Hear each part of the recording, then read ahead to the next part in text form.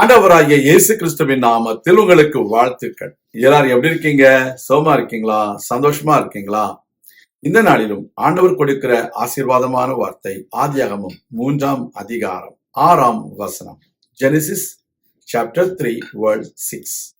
அப்பொழுது ஸ்திரீயானவள் அந்த விருட்சம் புசிப்புக்கு நல்லதும் பார்வைக்கு இன்பமும் புத்தியை தெளிவிக்கிறதற்கு இச்சிக்கப்படத்தக்க விருட்சமுமாய் இருக்கிறது என்று கண்டு அதன் கனியை பறித்து புசித்து தன் புருஷனுக்கும் கொடுத்தாள், அவனும் புசித்தான்.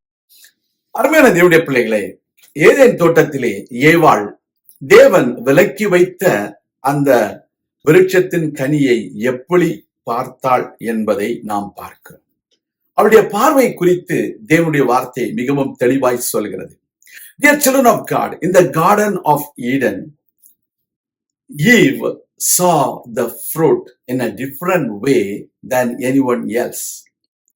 Our Lord God had forbidden that fruit, that they should not eat that fruit. But the way she looked at the fruit was little different. There are three things she took into consideration and she ate that fruit, which was the greatest disobedience and it was the greatest sin that she did in the world. First of all, she saw that the fruit was good for food.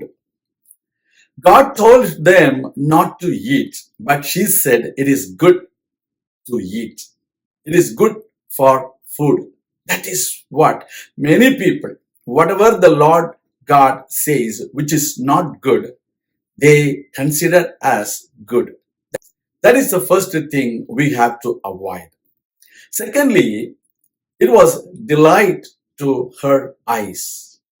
When she saw the fruit, it was a delight to her. There are things in the world, it's delighting us so that we will go away from God's word.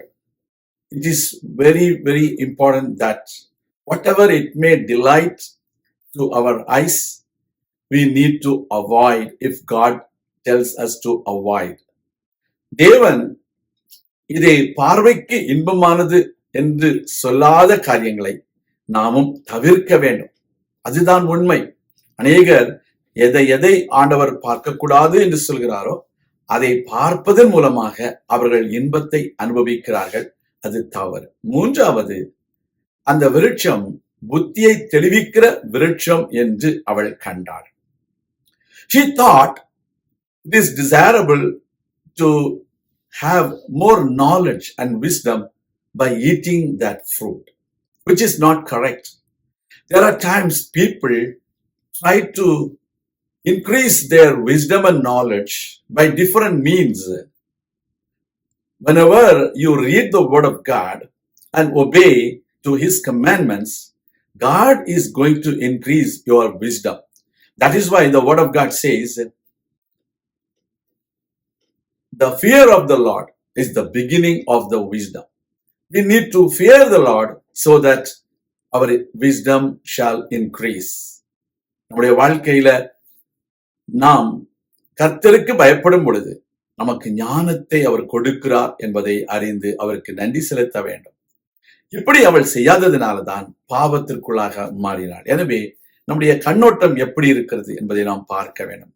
We need to analyze how we see things in our life so that we will be safe and we will be always obedient to God. கர்த்தர் உங்களை ஆசீர்வதிப்பாராக.